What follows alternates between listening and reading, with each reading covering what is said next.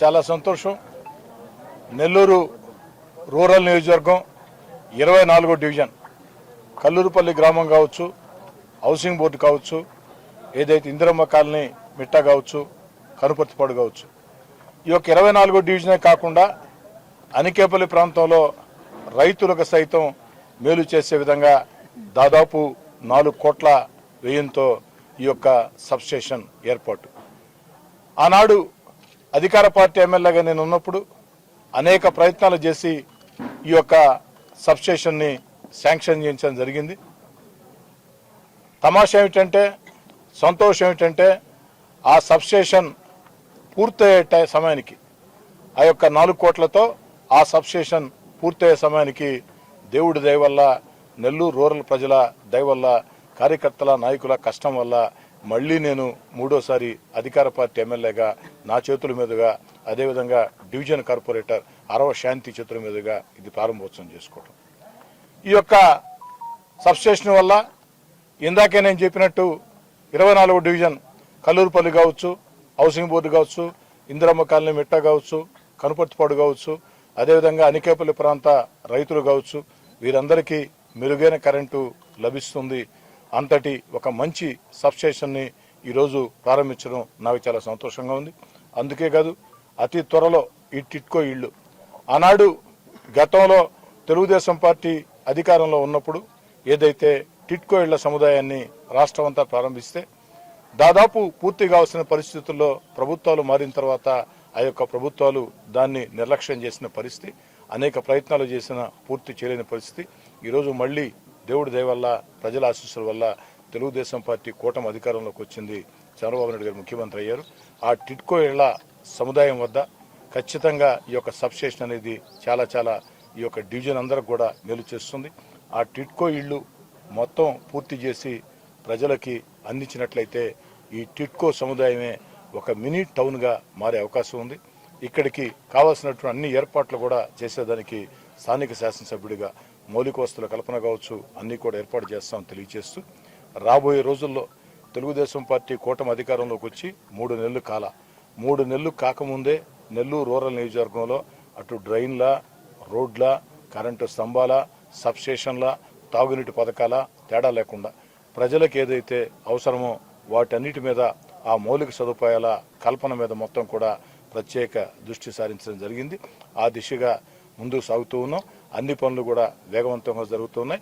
గత వైఎస్ఆర్ కాంగ్రెస్ పార్టీ ప్రభుత్వంలో నేను వైఎస్ఆర్ కాంగ్రెస్ పార్టీకి దూరంగా జరిగిన తర్వాత ఆ 16 నెలలు ఇక్కడ నాయకత్వం వహించినటువంటి వ్యక్తులు కేవలం టెంకాయలు కొట్టేదానికి, ప్రారంభోత్సవాలు చేసేదానికి, అభివృద్ధి అభివృద్ధి అభివృద్ధి అని తమకు తామే చప్పట్లు కొట్టుకోవడం తప్ప, మనకి బయట వాళ్ళు చప్పట్లు కొట్టాల, మనల్ని మనం చేసే పనులు చూసి బయట వాళ్ళు శభాష్ అనాలా, అంటే ప్రజలు శభాష్ అనాలా, ప్రజలు చప్పట్లు కొట్టాలా.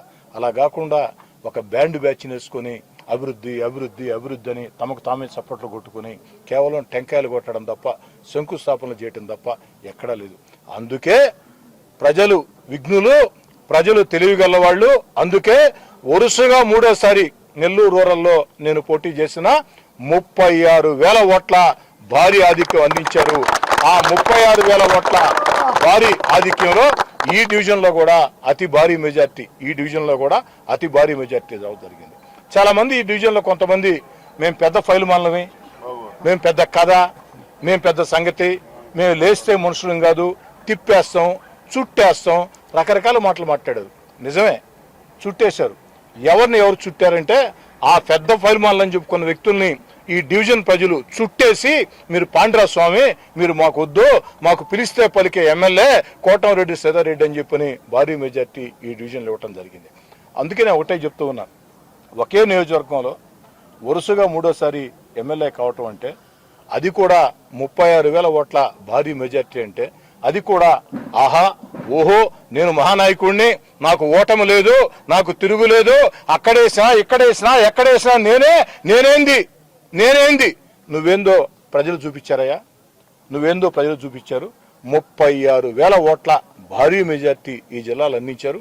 ఈ యొక్క రూరల్ నియోజకవర్గంలో ఈ జిల్లాలో 10 స్థానాలుంటే 3వ స్థానం అత్యధిక మెజార్టీలో నెల్లూరు రూరల్, మొదటి స్థానం సిటీ పొంగూరు నారాయణ గారు అయితే, 2వ స్థానం కోవూరు వేమిరెడ్డి ప్రశాంత్ రెడ్డి గారు అయితే 3వ స్థానం నెల్లూరు రూరల్లో కోటంరెడ్డి సోదరెడ్డికి అందించారు 36,000 ఓట్ల భారీ మెజార్టీ. కాబట్టి మీకు సాకులు కూడా దొరకవు. అదేదో 5,000, 10,000, 3,000, 2,000తో గెలుస్తుంటే ఏదో గాలి మేము ఓడిపోయామని సర్ది చెప్పుకోవచ్చు. కానీ ఇప్పుడు వైఎస్ఆర్ కాంగ్రెస్ పార్టీ నాయకులకి సాకులు కూడా దొరకవు. ఎందుకంటే 36,000 ఓట్ల భారీ మెజార్టీ కాబట్టి సాకులు కూడా దొరకవు. ఎందుకు చెప్తున్నానంటే నేనేమి అహంకారంతో పొంగిపోవటంలే. అహంకారంతో ఆ రోజు కూడా ఏదైతే అధికారం లేదని కుంగిపోలా. ప్రజల్లో ఉన్న ప్రజలని నమ్ముకుంటే, ప్రజలకు అణిగిమణిగి ఉంటే, ప్రజలకి పిలిస్తే పలికి ఎమ్మెల్యేగా ఉంటే, ప్రజల సమస్యలు నిరంతరం పరిష్కారం చేస్తే, ప్రజలు ఫోన్ చేస్తే ఫోన్ ఎత్తుకుంటే, కార్యకర్తల్ని స్నేహితుల్లా చూస్తే, పక్కనుండే నాయకుల బాగోగులు చూస్తే ఎప్పటికీ విజయం ఉంటుంది. దాంట్లో ఎలాంటి అనుమానంలే. దాన్ని నమ్మేవాడిని నేను. కానీ ఎలక్షన్లు ఇప్పుడు వచ్చి ఆ 20 రోజుల పాటు తమకు తాము భజన కొట్టుకుని అభివృద్ధి అభివృద్ధి అభివృద్ధి ఎక్కడ స్వామి అభివృద్ధి నాకు అర్థం కావట్లేదు. టెంకాయలు కొట్టేది తప్ప, శంకుస్థాపనలు చేసేది తప్ప, ఆహా ఓహో అన్నారు తప్ప ఎక్కడ అభివృద్ధి. అందుకే ప్రజలు మీకు స్పష్టమైన తీర్పునిచ్చారు. మళ్ళీ చెప్తున్నా, ఇది పాపం వాళ్ళు జీర్ణించుకోవటం బాధాకరమే. అయినా కూడా మీరు అంతకుముందు 16 నెలల పాటు అధికార వైఎస్ఆర్ కాంగ్రెస్ పార్టీకి నేను దూరం జరిగిన తర్వాత 16 నెలల పాటు సోషల్ మీడియా వేదికగా చేసుకుని నన్ను నా కుటుంబాన్ని ఛిద్రం చేసే రీతిలో రకరకాల దుష్ప్రచారాలు చేశారు. కాబట్టి మీకు 5 ఏళ్లు భరించక తప్పదు. దాంట్లో ఎలాంటి అనుమానం లేదు. ఖచ్చితంగా మళ్ళీ చెప్తూ ఉన్నా, ప్రజలకి అండగా ఎవరుంటే, ప్రజలు పిలిస్తే పలికి ఎమ్మెల్యేగా ఉంటే, ప్రజల దృష్టిలో వినయ విధేయతలతో ఉంటే, ప్రజల బాగోగులు చూస్తే, ఎన్నికలు ఉన్నాయా లేవా తేడా లేకుండా నిరంతరం ప్రజల మధ్యలో ఉంటే, పక్కనుండే నాయకుల్ని కార్యకర్తల్ని గౌరవంగా చూస్తే, మనమే కాదు మన వెంట నడిచే నాయకుడు బాగుండాలా, కార్యకర్త బాగుండాలా అన్న ఆకాంక్షతో ముందుకు సాగితే ఎప్పటికీ విజయం వాళ్ళ పక్షానే ఉంటుంది.